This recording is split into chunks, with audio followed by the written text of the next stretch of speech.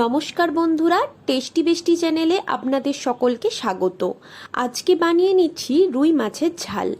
অনেকেই অনেক রকমভাবে বানান, তবে আমি খুব সহজভাবে এইভাবে বানাই, সেটাই আপনাদের সাথে শেয়ার করছি। প্রথমেই মাছগুলোকে ভালো করে ধুয়ে একটি পাত্রে নিয়ে নেব। তার উপরে নুন, হলুদ, লঙ্কা গুঁড়ো দিয়ে ভালো করে মেখে একটি কড়াই বসিয়ে কড়াইয়ে তেল গরম হয়ে গেলে একে একে মাছগুলো দিয়ে দেব। মাছগুলো এপিট ওপিট করে ভালো করে লাল লাল করে ভেজে একটি পাত্রে তুলে রাখবো। সেই কড়াইতে যতটা তেল আছে তার মধ্যে অল্প একটুখানি চিনি দিলাম কালারের জন্য।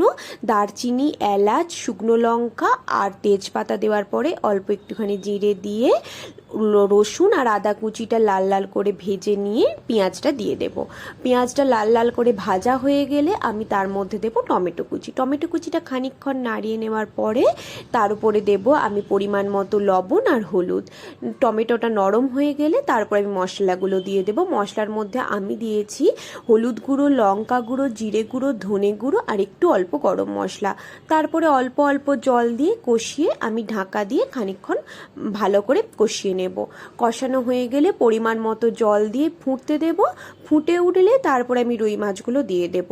একটু ভালো করে এপাশ ওপাশ করে রুই মাছগুলো ফুটে উঠলে আমি নামিয়ে নেব। হয়ে গেল আমার রুই মাছের ঝাল।